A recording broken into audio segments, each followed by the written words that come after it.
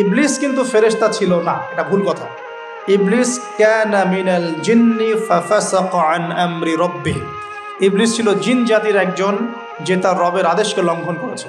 ইবলিস ফেরেশতা ছিল না, এটা ভুল কনসেপ্ট। এমন না সে ফেরেশতা ছিল পরে শয়তান হয়ে গেছে, না, সে কখনোই ফেরেশতা ছিল না, সে জিন জাতির একজন ছিল। বিকজ এই পৃথিবীতে মানুষের আগে জিন জাতির অবস্থান ছিল, এর পূর্বে হয়তো আরও কিছু ছিল, আমরা জানি না, আল্লাহ পাক গোপন করে দিয়েছেন, আমরা জানি না। এখন ইবলিস সেজদা করেনি কেন? বিকজ সে বলেছিল খলাকতানি মিন নার ওয়া খলাকতাহু মিন তিন, আমাকে সৃষ্টি করেছেন আপনি আগুন দিয়ে, আদমকে সৃষ্টি করেছেন মাটি দিয়ে, কেন আমি আদমকে সেজদা করব? সে আদমকে সেজদা না করে এটা প্রমাণ করতে চাচ্ছে যে আল্লাহ আপনি ভুল, আমি সঠিক। নাউজুবিল্লাহ। এটাকে বলা হয় বাতিল কিয়াস, বাতিল কিয়াস, ভুল কিয়াস। এবং শুধু তাই নয়, আল্লাহ রাব্বুল আলামিন তাকে ওয়ার্ন করার পরেও সে কিন্তু ইউটার্ন করে তওবা করে ফিরে আসে নাই, সে তার মতের উপর অটল ছিল। পক্ষান্তরে আমাদের পিতামাতা যখন ফল খেয়ে ফেলেছেন জান্নাতে, যখন পোশাক খুলে গেছে, জান্নাতের পোশাক খুলে গেছে, ফল খাওয়ার পর প্রথম যে ঘটনা ঘটেছে, গায়ের পোশাকটা খুলে গেছে। দেখেন, সর্বপ্রথম আমাদের পিতামাতাকে জান্নাতে ফেরেশতাদের সামনে ইবলিস নগ্ন করে দিয়েছে। এটা ছিল আমাদের প্রতি ইবলিসের সবচেয়ে বড় আঘাত। শুরুতে, প্রথম আঘাত, শুরুতে শিরক করাতে পারে নাই, বেদাত করাতে পারে নাই, হারাম খাওয়াতে পারেনি ইত্যাদি। শুরুতে আমাদের পিতামাতাকে সে অবাধ্যতায় লিপ্ত করে গা থেকে জান্নাতের পোশাকটা খুলে ফেলে দিয়েছে। এখান থেকে আমাদেরকে বুঝতে হবে আজকের এই গ্লোবাল সোসাইটিতে আমরা যে নগ্নতার এই ভয়াল থাবা এবং প্রদর্শনী দেখছি, এটা ওই আসমানের ওই যে ইবলিসের যে চক্রান্ত, তার এই জমিনে বাস্তবায়ন হচ্ছে। বুঝাতে পারিনি মনে হয়, আল্লাহ মাফ করুন। ইবলিস আমাদের পিতামাতার গা থেকে কাপড় খুলে ফেলে দিয়েছিল। সূরা আরাফে আল্লাহ পাক এটা বলেছেন, ইয়ানজিউ আনহুমা লিবাসাহুমা লিইউরিয়াহুমা মিন সাওয়াতিহিমা। হে বনু আদম, তোমরা সতর্ক থেকো, তোমাদের পিতামাতার গা থেকে কিন্তু ইবলিস কাপড় খুলে ফেলেছিল, তোমরা পৃথিবীতে গিয়ে আবার সেই কাজ করো না। তাহলে এখন আমরা একটু বুঝতে চেষ্টা করি, ইন্টেলেকচুয়াল অডিয়েন্স সবাই আমরা, আমাদের ক্রিটিক্যাল থিঙ্কার্স দরকার। তাহলে এখন যে সোসাইটির মধ্যে নগ্নতার, বেহায়াপনার সয়লাভ চলছে, every single city and country, including Dhaka, the city of Akhiruzzaman, সেটাও তো দেখেন কোথায় আপনি মানে শালীনতা পাচ্ছেন। ইসলামিক কান্ট্রি হিসেবে আলহামদুলিল্লাহ এখানে অনেক কিছু পান, ওয়ার্ল্ডের অন্যদিকে তাকিয়ে দেখুন। তার মানে ইবলিসের ওই এজেন্টটা এখন পৃথিবীতে কিছু মানুষ বাস্তবায়ন করছে, তাদের সাথে ইবলিসের একটা যোগসূত্র আছে আদর্শিক। আল্লাহ পাক আমাদের মা বোনদেরকে বেপরদামি থেকে হেফাজত করুন এবং আমাদের চোখগুলোকে আল্লাহ পাক পবিত্র করুন। কিভাবে আপনি চোখ নামিয়ে চলবেন এই সমাজের মধ্যে, এতে এত সহজ নয়, আমরা খুব ভালো করে জানি এটা এত সহজ নয়। তো দেখুন, অনেক ভিতরে চলে যাচ্ছি। আদম আলাইহিস সালাম, হাওয়া আলাইহিস সালামকে সর্বপ্রথম নগ্ন করে দিয়েছে ইবলিস। তারা কিন্তু তওবা করে ফিরে এসেছে।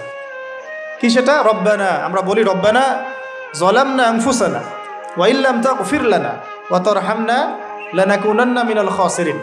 যখনই আমাদের পিতামাতা বুঝতে পারলেন যে তারা একটা ভুল করে ফেলেছেন, তখন তারা তওবা করে ইউটার্ন করলেন আল্লাহর দিকে, যেই কাজটা ইবলিস করে নাই।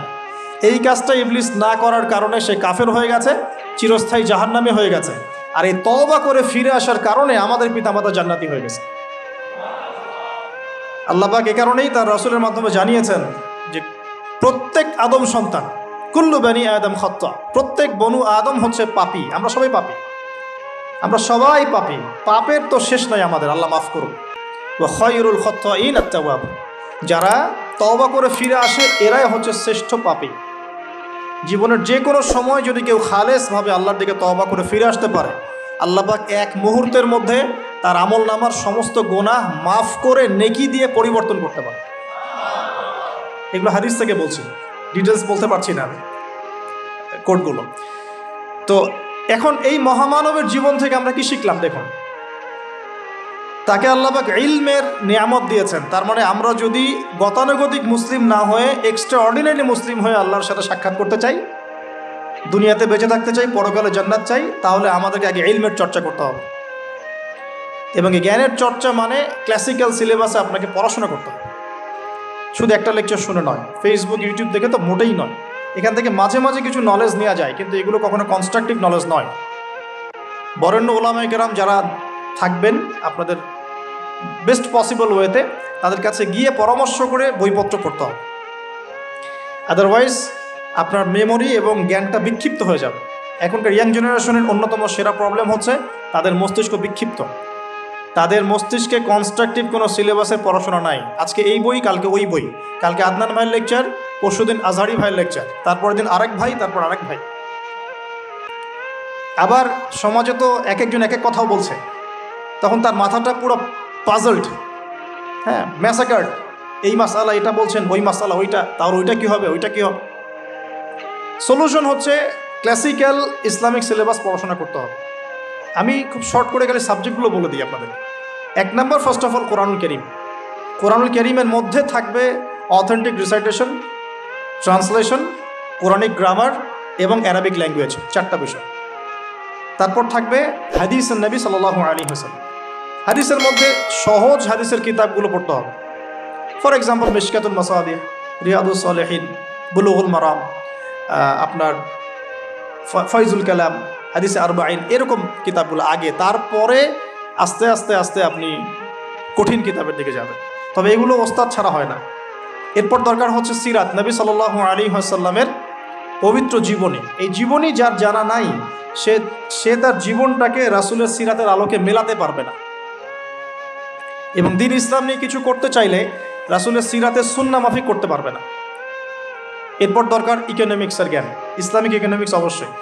তারপরে দরকার হচ্ছে ইসলামিক ইতিহাসের জ্ঞান, ফিকহের জ্ঞান, আকীদার জ্ঞান, উসুলের জ্ঞান। এভাবে একটা কনস্ট্রাকটিভ সিলেবাস দাঁড়ায়। তারপরে গিয়ে একজন মানুষের জ্ঞানটা পাকাপোক্ত হবে।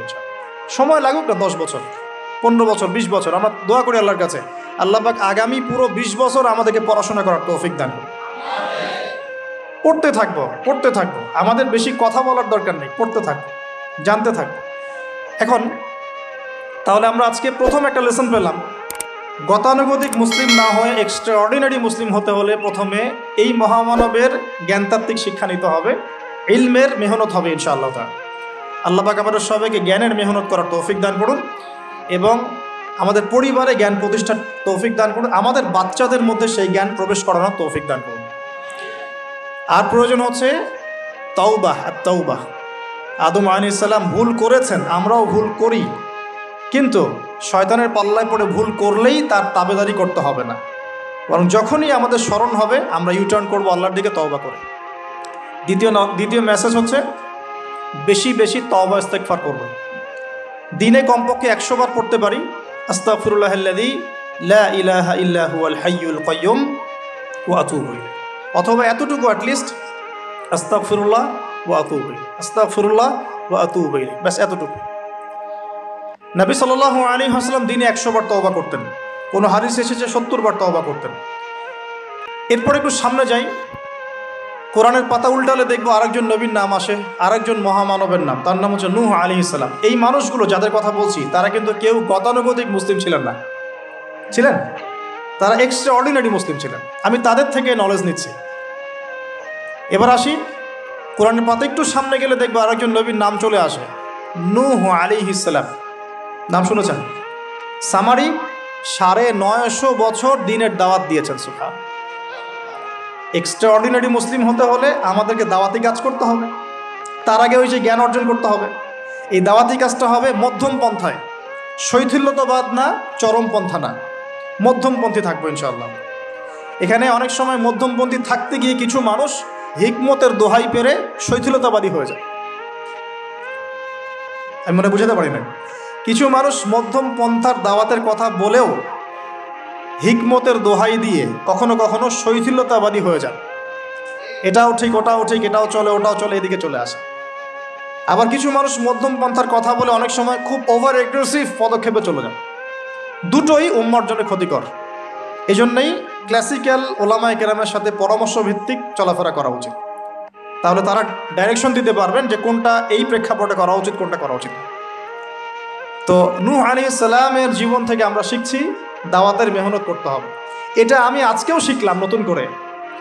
নিজের মধ্যেই মনে হলো যে আমার সামনে যে ভাই গাড়ি ড্রাইভ করছেন তাকে তো দুটো কথা বলতে পারতাম, কেন বললাম না? যে ইমামের পিছনে নামাজ পড়ে আসলাম তাকে তো দুটো কথা বলতে পারতাম, কেন বললাম না? বলতে পারতাম যে ইমাম সাহেব আপনি শুনুন, নবী সাল্লাল্লাহু আলাইহি ওয়াসাল্লাম বলেছেন দুনিয়ার সবচাইতে নিকৃষ্ট চোর হচ্ছে সে ব্যক্তি যে রুকু সেজদা ঠিক মতো আদায় করে না। চুরি করলে চোরের হাত কেটে ফেলতে হয়। যদি কেউ আমার ফোনটা চুরি করে, ইসলামিক লস কি বলছে? তার হাতটা কেটে ফেলতে হয়। আর নবীজি বলছেন সবচেয়ে নিকৃষ্ট চোর সে ব্যক্তি যে ব্যক্তি রুকু সেজদা ঠিক মতো আদায় করে না। তো আমরা এরকম দাওয়াতের অনেক ক্ষেত্র পাই। নিজেও ফিল করলাম যে না, আসলে মনে হয় আমি পরিপূর্ণ দায়ী হতে পারছি না। আমি তো যে বিমানে আসলাম তার কেবিন ক্রুদেরকে দাওয়াত দিতে পারতাম, অ্যাটলিস্ট শালীনতার একটা আয়াত শোনাতে পারতাম যে এই পোশাকগুলো মেয়েদের পরা উচিত নয়। যে পোশাকটা আপনি পরে আছেন, আকাশে উঠছে সুবহানাল্লাহ, 1 সেকেন্ডের মধ্যে প্লেন ক্র্যাশ করতে পারে। Possible or not possible? 1 সেকেন্ডের মধ্যে। সেখানে আমি কিভাবে আল্লাহর জিকির বাদ দিয়ে বেহায়াপনা লিপ্ত হতে পারি? বিশ্বাস করেন, হয়তোবা আমি একটু দুর্বল মনের মানুষ কিনা জানি না, কিন্তু আমি এয়ারে উঠলে আমার সবসময় ফিকির থাকে লা ইলাহা ইল্লাল্লাহ লা হাওলা ওয়ালা কুওয়াতা ইল্লা বিল্লাহ আস্তাগফিরুল্লাহ ওয়া আতুবু ইলাইহি। মানে আমি মনে হয় যে আল্লাহ পাক ধরে রেখেছেন আমাকে, এটা ফিল করে আল্লাহ ধরে রেখেছেন বলে যেতে পারছি। ওখানে আমরা কিভাবে নগ্নতা প্রদর্শনী করতে পারি, কিভাবে করতে পারি? তো দাওয়াতের অনেক ক্ষেত্র সামনে আসে। আপনার সন্তানকে, আপনার স্ত্রীকে, আপনার প্রতিবেশীকে, ড্রাইভারকে, সবজিওয়ালাকে আমরা দাওয়াত দিতে পারি। বাট আমি মনে হচ্ছে যে আমি আসলে কথাটা বলছি বড় গলায়, আমি এখনো নিজে ওটা হতে পারি নাই। আল্লাহ পাক আমাদেরকে হওয়ার তৌফিক দান করুন। নূহ আলাইহিস সালাম 950 বছর দাওয়াত দিয়েছেন। একটা খালি এক্সাম্পল দিচ্ছি, তিনি সূরা নূহের মধ্যে আল্লাহ পাক বলেছেন, নূহ আলাইহিস সালাম আল্লাহকে বলছেন রব্বি, হে আমার রব, ইন্নী দাআউতু কওমি লাইলা ওয়া নাহারা, আমি আমার এই কওমকে প্রতিদিন প্রতি রাত দাওয়াত দিয়েছি। সুবহানাল্লাহ, প্রতিদিন প্রতি রাত। আজকে এসেছি, হয়তো 2-3 মাস পরে আপনাদের এখানে আবার আসতে পারি। প্রতিদিন প্রতি রাত কিন্তু আমি দাওয়াতি কাজ করতে পারছি না, আমরা কেউই করছি না। নূহ আলাইহিস সালাম বলছেন আমি বিনা আজর, কোনো আজর ছাড়াই, কোনো স্বার্থ ছাড়াই আল্লাহ আমি আমার কওমকে দিন রাত দাওয়াত দিয়েছি। ওয়ালাম ইয়াজিদহুম দুআই ইল্লা ফিরারা, যখনই দাওয়াত দিয়েছি আমার দাওয়াত শুনে তারা খালি পৃষ্ঠ প্রদর্শন করেছে। কেউ মাথা ঢেকে ফেলেছে, কেউ মুখ কান বন্ধ করেছে, হ্যাঁ, কেউ আমাকে পাগল বলেছে, মজনুন বলেছে। এমনকি তিনি যখন নৌকা বানাচ্ছেন আল্লাহ পাকের আদেশে, মানুষ পাশ দিয়ে হেঁটে যায় আর টিটকারি করে, কবে মরুভূমিতে নৌকা চলবে? নূহ, তোমার এই নৌকা মরুভূমিতে চলবে কবে? মানুষ টিটকারি মারে। তো এখনও দেখবেন স্ক্যাটোলজিক্যাল কথা বললে, আখিরুজ্জামানে কথা বলে অনেকেই মজা নেয়। কবে আসবে ক্যাশলেস সোসাইটি? বললাম তো চলে আসছে। কবে আসবে মালহামা? বলছি চলে আসবে। কবে আসবে বড় বড় ভূমিকম্প? আসছে, সবর করেন। তো নূহ আলাইহিস সালামের জীবন থেকে শিক্ষা আমরা দাওয়াত দিব। আমরা ফার্স্ট অফ অল জ্ঞান অর্জন করব, ক্লাসিক্যাল সিলেবাস পড়াশোনা করব, ওলামায়ে কেরামের সাথে সোহবত রাখবো এবং দাওয়াতি কাজ করবো ইনশাআল্লাহ। এবং এখানে আমরা মধ্যমপন্থী থাকবো, নট চরমপন্থা, নট শৈথিলতাবাদ। নূহ আলাইহিস সালামের জীবন থেকে আরও দাওয়াত, দিন রাত দাওয়াতের মেহনত করা, দিন রাত দাওয়াতের মেহনত করা। আল্লাহ পাক আমাকে আপনাদের সবাইকে তৌফিক দান করুন। কতদিন? 950 বছর। কত বছর? 950 বছর। পুরো আব্বাসীয় খেলাফত ছিল 509 বছর কি 10 বছর মেবি। পুরো আব্বাসীয় খেলাফত 510 বছরের মতো। উমাইয়াদের ছিল 93 ইয়ার্স। আমাদের নবী সাল্লাল্লাহু আলাইহি ওয়াসাল্লামের দাওয়াতের মিশন বয়স ছিল 23 বছর। 950 বছর দাওয়াত দেওয়ার পর তাফসীরের কিতাবে এসেছে 40 or 80 ফ্যামিলিজ, এই 40 বা 80টা ফ্যামিলি ইসলাম কবুল করেছে। তার মানে এখানে শিক্ষা, এক্সট্রাঅর্ডিনারি মুসলিম হতে হলে দাওয়াতের মেহনতে হতাশ হওয়া যাবে না, লেগে থাকতে হবে, লম্বা সময় ধরে দাওয়াত দিতে হবে। আল্লাহ পাক আমাকে আপনাদের সবাইকে লম্বা সময় ধরে বিশ্বে দাওয়াতি কাজ করার তৌফিক দান করুন। আর সামনে যাই, নিজের ছেলে ইসলাম কবুল করে নাই নূহ আলাইহিস সালামের, নিজের স্ত্রী ইসলাম কবুল করে নাই। তার মানে আমাদের ফ্যামিলিগুলো এমন হতে পারে যে ফ্যামিলি নিজের ছেলে কথা শুনছে না, নিজের স্ত্রী কথা শুনছে না, পরোয়া করতে হবে না, তাদের পরোয়া করতে হবে না, শুধু দাওয়াত দিতে হবে। সেম অবস্থা লূত আলাইহিস সালামেরও, তারও স্ত্রী ইসলাম কবুল করছে না। আল্লাহ পাক তাদেরকে ধ্বংস করেছেন, নূহ আলাইহিস সালাম লূত আলাইহিস সালামকে উদ্ধার করেছেন। তো এখানে আমরা আমাদের দিনী বোনদেরকে রিকোয়েস্ট করব, আপনারা সবাই আপনাদের ফ্যামিলিতে খাদিজা রাদিয়াল্লাহু আনহা, আয়েশা রাদিয়াল্লাহু আনহা রোল প্লে করেন।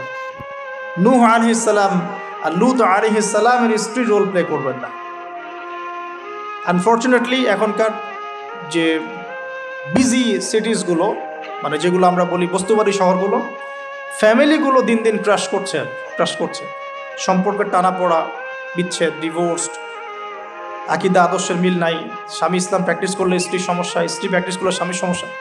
এই প্রবলেমসগুলো আমাদেরকে সলভ করতে হবে। আল্লাহ পাক আমাদেরকে সবর করার তৌফিক দান করুন। পারিবারিক তালিমটা খুব বেশি ইম্পর্টেন্ট। পরিবারের তালিম চালু করা উচিত। পরিবারে কোরআন এবং হাদিসের কিতাবগুলো থেকে দার্সের ব্যবস্থা করা উচিত এবং সপরিবারেই ওলামায়ে কেরামদের সাথে পরামর্শ করে চলা উচিত। ইনশাআল্লাহ ভালো হবে। আল্লাহ পাক তৌফিক দান করবেন।